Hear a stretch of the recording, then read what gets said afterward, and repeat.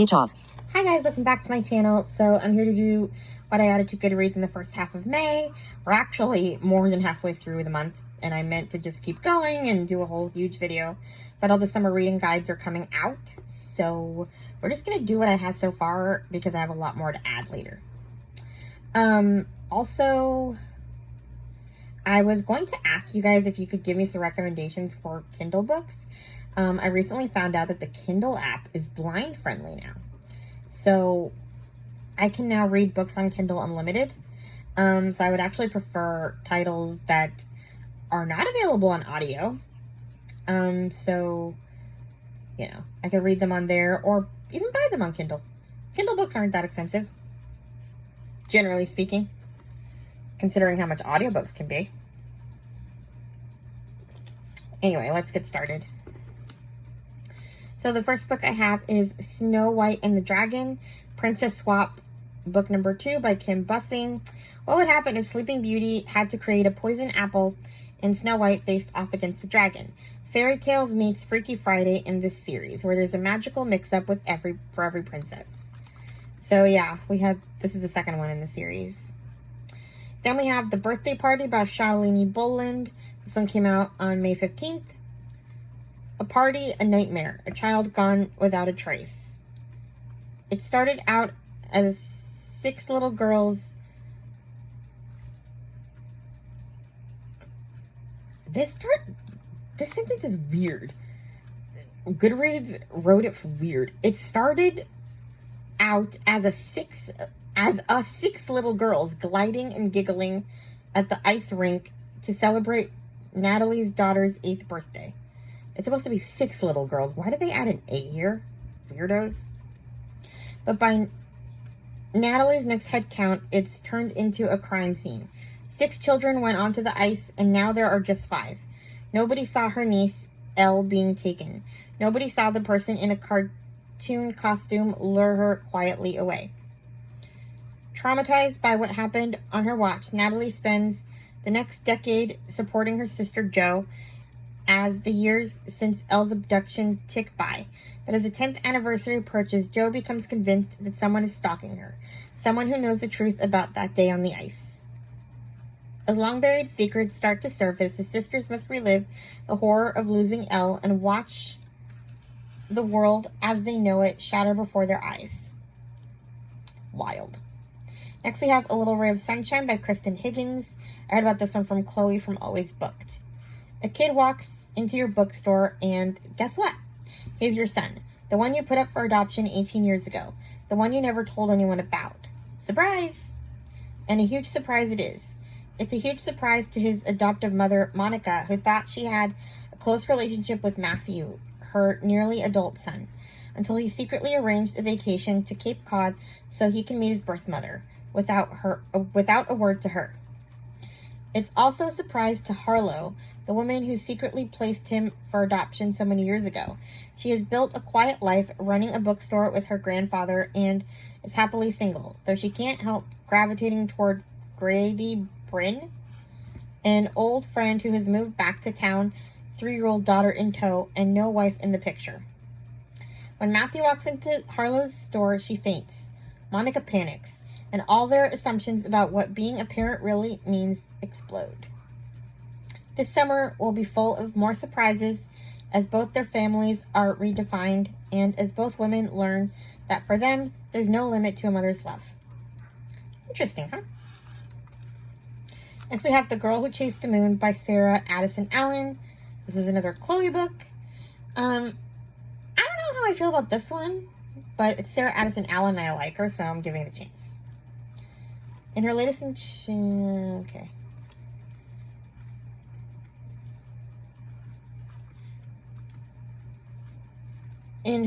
enchanting novel, best-selling author Sarah Addison Allen invites you to quirky little southern town with more magic than a full Carolina moon. Here, 2 very different women discover how to find their place in the world, no matter how out of place they feel. Emily Benedict came to Mullaby, North Carolina, hoping to solve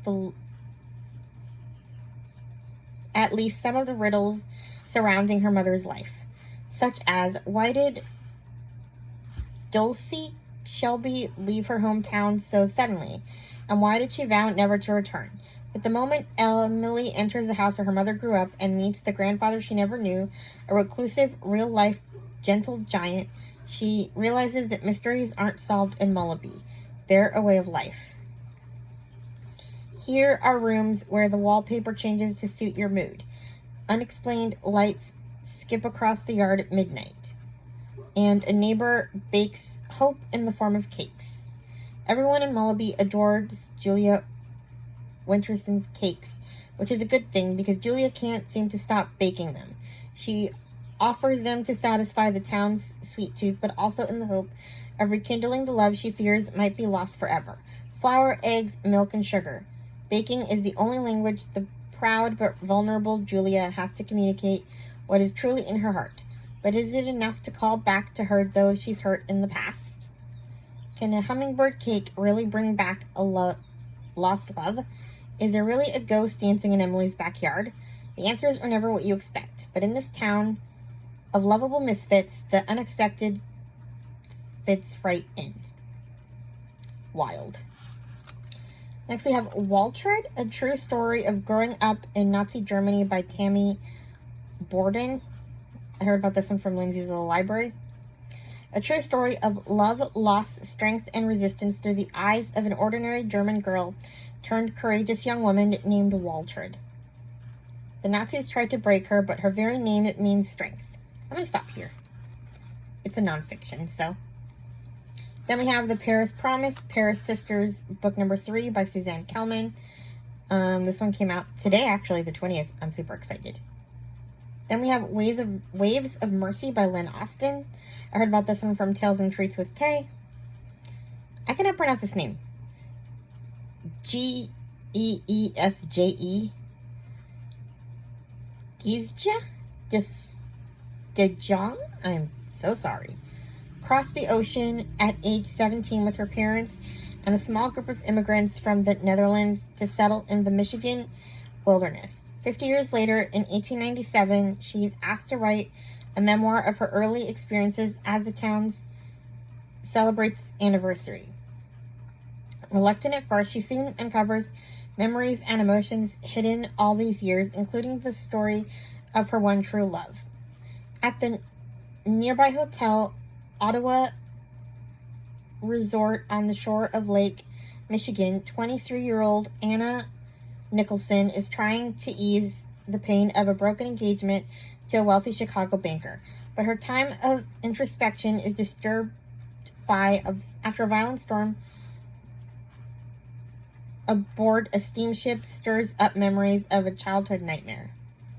As more memories and dreams surface, Anna begins to question who she is and whether she wants to return to her wealthy life in Chicago. When she befriends a young seminary student who is working at the hotel for the summer, she finds herself asking him all the questions that have been troubling her. So yeah, it's about these two women, I guess. And then we have the sequel, which is Legacy of Mercy. Then we have Amish books. The Christmas Remedy by Cindy Woodsmall. I heard about this one from Lizzie Faye Loves Books. When an old order Amish woman takes a job at a small town pharmacy struggling to survive in a world of big box stores, her motive is to help her plain community. But the advent of the holiday season brings an unusual mystery to the surface, and possibly love. 24-year-old Holly Zook lives a unique life for a young Amish woman.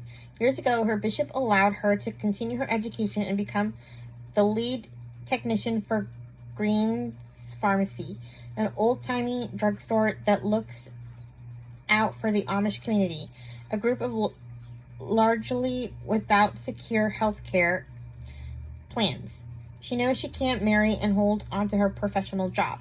She's Amish and she can only have one or the other, so she spurns love and works toward addressing treatable diseases like the one that claimed her father's life. As long as Holly continues to avoid Joshua Smucker, the one man who draws her like a warm hearth in winter, she should be fine. When something unexpected threatens Green's Pharmacy, Holly and Joshua must work together to unravel what's happened and find the missing patient before the board of pharmacy shuts them down. As the snows of December arrive, with Christmas in the air, Holly succumbs to the generous spirit of the Will Holly succumb to the generous spirit of the season? And then there's A Christmas Haven. This is a sequel. So yeah, I'm going to probably save those for December. Then we have She Came to Slay, The Life and Times of Harriet Tubman by Erica Armstrong. By Erica Armstrong Dunbar. Heard about this one from Katie from the Currently Reading podcast. Then we have Born a Crime, Stories from a South African Childhood by Trevor Noah. I've been hearing about this one for years, and it came out on sale this month on Audible, so I bought it. It's an Audible exclusive, by the way. You can't get it anywhere else, so. The memoir of one man's coming of age set during the twilight of apartheid and the tumultuous days of freedom that followed. Trevor Noah's unlikely path from apartheid South Africa to the desk of the Daily Show began with a criminal act, his birth. Trevor was born to a white Swiss father and a black, I cannot pronounce this name, Xosa, at a time when a union was punishable by 5 years of prison. Living proof of his parents' indiscretion, Trevor was kept mostly indoors for the earliest years of his life, bound by the extreme and often absurd measures his mother took to hide him from a government that could at any moment steal him away. Finally, liberated at the end of South Africa's tyrannical white rule, Trevor and his mother set forth on a grand adventure, living openly and freely and embracing the opportunities won by a centuries-long struggle. Sounds interesting. Then we have some that I accidentally got rid of, so I'm not going to talk about them. I accidentally deleted them. I was going through a Goodreads purge, and I deleted some books I did not mean to do, so I put them back. We have The Renegade Reporters. Okay, that's one. I know there's more. Okay, so here's a few Kindle books. We have Fat Girl Skinny by Amy A. Archer. It's a weird title. Amy A. Archer is one of the podcasters I listen to for reality TV, and she wrote a autobiography, I guess. After her husband leaves her for a skinnier, blonder, younger, better woman, Amy Archer is forced to confront the food addiction that has been holding her back for most of her life and has left her weighing 265 pounds. With the help of the gang of girls, of Weight Watchers, and their fearless leader, conformer, fatty, and community college dropout, Pantsuit Pam, Amy spends the next year losing weight and learning to live in a skinny woman's body. Only being skinny is not as easy as it looks, especially when inside she will always be a fat girl. Huh. Well, Amy can be very funny on podcasts, so we'll see. Then we have 50 Years in Polygamy.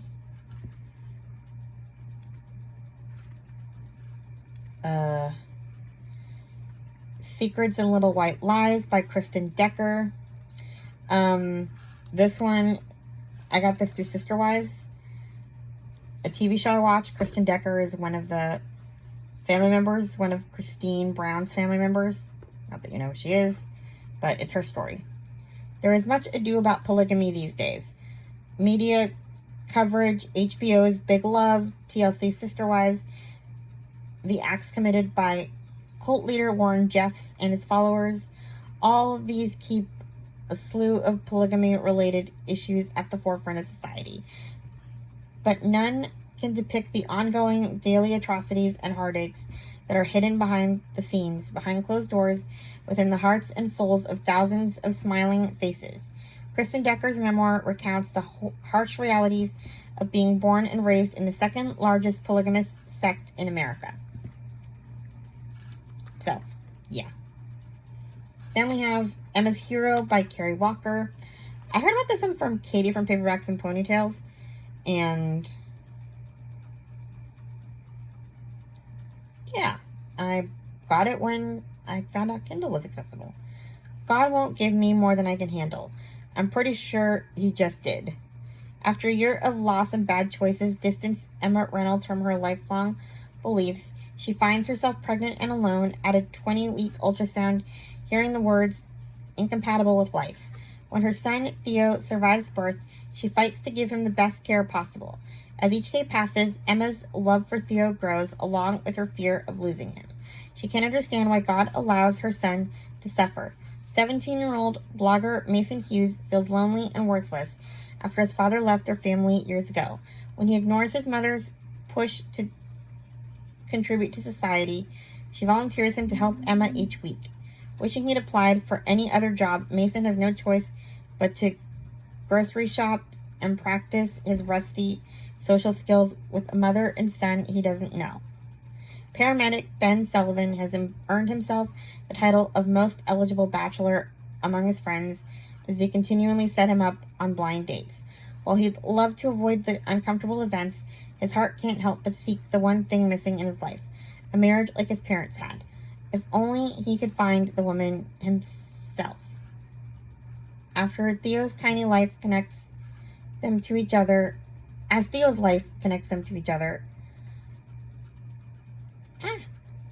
their loneliness the screen keeps moving.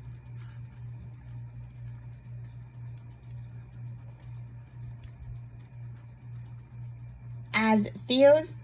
I give up. This does not want to be read. As Theo's tiny life connects them to each other, their loneliness breaks under the love of community, and they will never be the same. There you go. Then we have another one I had already added before, From the Valley We Rise by Elizabeth Musser. So I'm not going to read that again. I read that earlier. The Codebreaker's Daughter by Amy Lynn Green. Heard about this one from book lover Amanda. This is releasing June 17th. Dinah Kendall's role in the U.S. Capitol for the Office of Strategic Services is far from the thrilling espionage career she dreamed of. Instead of covert missions, she crafts rumors aimed at undermining Axis morale while trying to live up to the expectations of her demanding mother Lillian. As Dinah navigates her duties, she uncovers something startling. Her mother was once a codebreaker, breaking military ciphers during the Great War alongside some of the nation's most brilliant minds. The deeper Dinah dives into Lillian's journal, the more the secrets of the past come to light, including the steep cost of high-stake code breaking. Interesting. Then we have The Two Princesses of Bamar by Gail Carson Levine. Heard about this one from Miriam Elizabeth Reads. Actually, I'd heard about this one in general before, but I never added it to my TBR. Same author as Ella Enchanted. 12-year-old Addie admires her older sister, Meryl, who aspires to rid the kingdom of Bamar of griffins, specters, and ogres. Addie, on the other hand, is fearful even of spiders and depends on Meryl for courage and protection. Waving her sword, Bloodbiter, the older girl declaims in the garden from the heroic epic of Geralt to a thrilled audience of Addie, their governess, and the young sorcerer Riss. But when Meryl falls ill with the dreaded Grey Death, Addie must gather her courage and set off alone on a quest to find the cure and save her beloved sister. Addie takes the 7-league boots and magic spyglass left to her by her mother and the enchanted tablecloth and cloak given to her by Riss, along with a shy declaration of his love. She prevails in the... Okay, I'm going to stop now. This is like giving away the whole book. What's wrong with you? Then we have The Melancholy Life of Annie Astor by Scott Wilbanks. I heard about this one from Krista from Books and Jams. Annabelle Astor doesn't bow to convention, not even that of space and time, which makes the 1890s Kansas wheat field that has appeared in her modern-day San Francisco garden easy to accept. Even more peculiar is Elspeth, the truculent school marm who sends Annie letters through the mysterious brass mailbox perched on the picket fence that now divides their two worlds. Annie and Elspeth's search for an explanation to the hiccup in the universe linking their homes leads to an unsettling discovery and potential disaster for both of them. Together they must solve the mystery of what connects them before one of them is convicted of a murder that has yet to happen, and yet somehow already did. Okay, this one sounds really interesting, and it sounds epistolary because it's like letters. I wonder if we're doing epistolary January next year. I don't want to read it now, but I also read a lot of my epistolaries this year, so I may want to save some. Anyway, then we have A Picture of Hope by Liz Tolsma. I kind of went down a rabbit hole because I wanted more of her books, and this one looked good. And it was on audio. A photojournalist risks her life to save children. Full of intrigue, adventure, and romance. Okay. Journalist Nellie Wilkerson has spent the bulk of the war in London photographing pilots taking off and landing, and she's bored. She jumps at the chance to go to France, where the Allied forces recently landed. She enlists Jean-Paul Breslau of the French underground to take her to the front lines. On the journey, they come upon an orphanage where nuns shelter children with disabilities. Can they help save them before the Nazis come to liquidate it? That is my kind of book. Then we have Growing the Circle, Guiding Emily, book number 6 by Barbara Hinsky. This is apparently coming out June 12th on Kindle, but it doesn't say when on audio, so I don't know what's happening. But I can't wait. Then we have another one that I just got on Kindle that everybody and their mother's talking about. The Unselected Journals of Emma M. Lyon by Beth Brower. Yeah. But mostly I've heard about it from Jen's Reading Life and from A Search of Wonder and Chantel Reads All Day. It's a whole series of, like, journals, I guess. So, yeah. Then we have A World Away by Nancy Grossman, another Chloe book. A Summer of Firsts.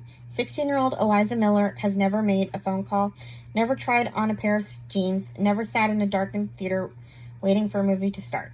She's never even talked to someone her age who isn't Amish like her. A Summer of Goodbyes. When she leaves her close-knit family to spend the summer as a nanny in suburban Chicago, a part of her can't wait to leave behind everything she knows. She can't imagine the secrets she will uncover, the friends she will make, the surprises and temptations of a way of life so different from her own. So, yeah. She basically has to choose what she wants. Stay Amish or not stay Amish. So I'm interested. And that is everything I've added so far. I've added a bunch of summer reading guide books too, but I haven't added them to my written list, which is why I decided to do this video now, before I get them all mixed up. And on that note, please like, comment, and subscribe, and I'll talk to you guys in my next video. Bye! Speech on. Stop recording video.